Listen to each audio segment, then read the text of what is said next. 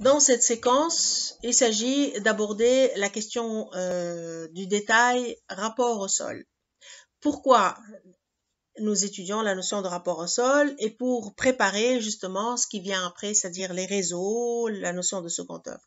Le rapport au sol. Alors jusque-là, nous avons vu l'enveloppe, le système constructif, le couvrement à couverture. Et là, le rapport au sol, c'est justement pour voir que c'est multidimensionnel, le rapport au sol, que ce n'est pas je viens poser mon bâtiment et qu'il y a un rapport avec le site, avec la géologie, ce qui est en dessous du site, avec la question de l'eau qu'on va voir dans les réseaux rejet. Donc le rapport au sol, c'est aussi une façon de sculpter, de se poser, d'inventer le site, comme le fait Lewis Kahn, par exemple, quand il invente un territoire pour poser son bâtiment, etc., etc. Donc, cette notion de rapport au sol est très importante et nous allons, comme d'habitude, en parler de par l'histoire et voir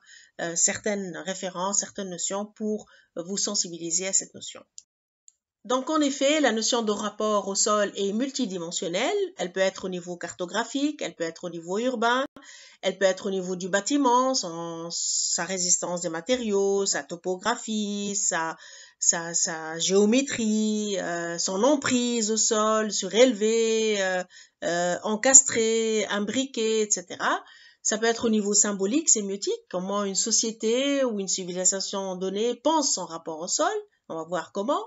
Le but de cette séance, donc, est de vous sensibiliser à ce qu'on appelle les notions d'échelle, comme la topographie, la géologie, le paysage, l'ergonomie, les scénarios divers possibles par rapport à un terrain, une géométrie, par rapport à une topographie qu'il faut prendre en considération dans votre process de projet. Donc, un bâtiment, ce n'est pas juste un objet rapporté sur une surface, c'est beaucoup plus complexe. L'idée, c'est de vous sensibiliser justement à cette notion et de prendre une distance par rapport au fait qu'un bâtiment, c'est juste quelque chose qu'on pose sur une surface. Parmi les ressources, il y a le livre Échelle de Philippe Boudon qui est fort recommandé. Et comme outil de communication, d'habitude, c'est justement cette capsule vidéo qui fera office d'outil de communication et comme support du cours.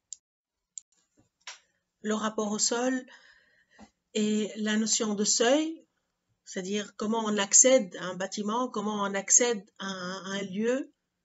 peut être envisagé de plusieurs manières selon les civilisations et selon les cultures. Donc, comme pour les toitures terrasses très connues dans le monde méditerranéen et notamment dans nos médinas anciennes, dans nos villes anciennes, en ancienne Anatolie, l'actuelle Turquie, il y a le village de Catalhuyuk, qui est très connu, qui a été retrouvé dans les vestiges archéologiques, qui est parmi les plus anciennes habitations humaines identifiées jusqu'à aujourd'hui, qui date de 6200 à 5200 avant Jésus-Christ, donc plus de 9 siècles qui nous séparent de ces habitations. Eh bien, ce sont des habitations par lesquelles on accède par la terrasse, par une petite ouverture et des escaliers qui descendent. Donc, le rapport au sol n'est pas toujours un rapport de la terre, c'est-à-dire à partir du sol proprement dit, mais il peut être par-dessus, il peut être par l'intermédiaire avec des systèmes de pente, d'escaliers, etc. Et c'est intéressant donc d'aborder la question du rapport au sol, de le visualiser, de comprendre que c'est aussi une prise de position, c'est aussi un rapport à la terre, un rapport à la notion d'accessibilité, de seuil, etc. Voilà, ce sont des maisons sous forme d'escaliers qui se positionnent les unes, qui sont mitoyennes, qui se positionnent les unes par rapport aux autres. Et nous passons d'une maison à une autre et on peut accéder par l'intermédiaire de ce petit oculus, cette petite ouverture avec des escaliers en bois, réalisés en bois, paille, etc., pour accéder à la maison. Donc la notion de maison sur pilotis, de la maison, par exemple, très connue, la Villa Savoie de Le Corbusier, ou l'architecture de Kakoub qu'on trouve aussi en Tunisie dans le palais Sranes à Monastir, ou des petites maisons à Sranes qui sont actuellement totalement dégradées, etc., mais qui montrent une approche contemporaine, architecturale du rapport au sol, intéressante, mais qui a toujours existé dans les cultures, qu'elles soient japonaises, chinoises ou même dans les cultures très anciennes de par le monde. Il y a certains certains architectes comme Louis Kahn qui ont une approche très intéressante de son rapport à la cytologie, donc une approche régionaliste dans le sens où il crée un territoire, c'est-à-dire il se contente pas de venir poser son bâtiment dans le terrain,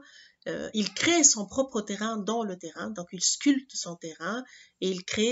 il est toujours dans la monumentalité et dans le rapport à l'eau, le rapport au végétal, le rapport au bâtiment par rapport à cette eau, à ce végétal, par rapport à la vue, etc. Donc il y a une notion d'invention du site qui est totalement intéressante dans son approche du projet. Peut-être délimité tout simplement par un changement de matériaux, par une prononciation donc de la différenciation entre le haut et le bas, comme ici dans ce projet fort connu qui a bien été médiatisé, qui est réalisé par le studio KO du musée Yves Saint Laurent à Marrakech, conçu et inauguré en 2019. Donc là, on voit que réellement, il y a une différenciation entre le haut, le bas, entre le premier niveau, le deuxième niveau. Il y a un rapport avec avec le sol qui est visuel, qui est perceptif, qui est au niveau du matériau, au niveau de l'esthétique, plus que un rapport cytologique.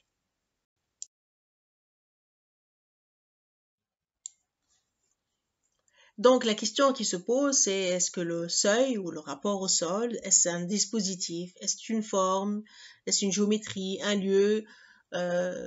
donc on voit que ça peut aller de de l'échelle macro vers l'échelle micro, c'est-à-dire ça peut aller vers, comme on voit à Takroun ici, une planche qui a été dessinée par une étudiante en 4e année en 2006, ou dans le cadre d'une analyse du site de Takroun, où l'approche donc du rapport à la cytologie au sol, elle peut aussi être à l'échelle macro-urbaine, dans le sens où comment on s'implante, et on a vu ça dans la première séance, le premier cours, où j'ai essayé de vous sensibiliser à la question du macro-micro. Ça peut être aussi au niveau du détail escalier, au niveau des détails comme dans les médinas, des détails des seuils, comment on passe d'un seuil public, semi-public vers le seuil privé, privatisé. Ça peut ici, comme vous voyez aussi à l'échelle du puits de Chanbauri au Rajasthan en Inde, qu'on va voir dans le cours prochain, dans la notion de détail apport-rejet, comme aussi dans le détail escalier qui sont fort intéressants dans de Carlos Scarpa, où réellement pour lui l'escalier ce n'est pas uniquement un élément pour passer d'un niveau vers un autre, c'est vraiment un scénario, c'est une promenade, c'est passer d'un niveau A vers un niveau B selon plusieurs échelles, plusieurs scénarios. On voit ici dans le dessin que je vous montre, c'est-à-dire que finalement, la question du seuil, c'est comment réinterpréter une géométrie. Donc, pour passer d'un point A vers un point B, passer d'un point A vers un point B, on peut y aller directement, comme on peut y aller en zigzag, comme on l'a vu dans les escaliers de Carlos Scarpa, comme on peut sculpter, comme on peut être dans un événement, un scénario pour pouvoir donc passer du A vers B, et c'est aussi pour aussi mettre en évidence un paysage, etc., etc. Donc ça devient une façon de sculpter par la géométrie et à travers la géométrie, sculpter le terrain, sculpter la topographie, travailler avec le paysage, etc. Là aussi, ça devient un exemple fort intéressant où on voit que la monumentalité, elle peut être aussi interprétée par l'intermédiaire de la référence historique. Donc ça, c'est un projet qui date des années 70 et ça montre le process des architectes qui sont passés, qui avaient une problématique, qui avait la problématique de construire une maison dans un belvédère. Donc, qui dit belvédère, donc c'est un site qui est assez conséquent, assez important, avec une échelle assez conséquente. Donc, l'idée, c'est de construire une maison, mais que cette maison allait être toute rikiki, toute petite. Donc, il y a un rapport au sol,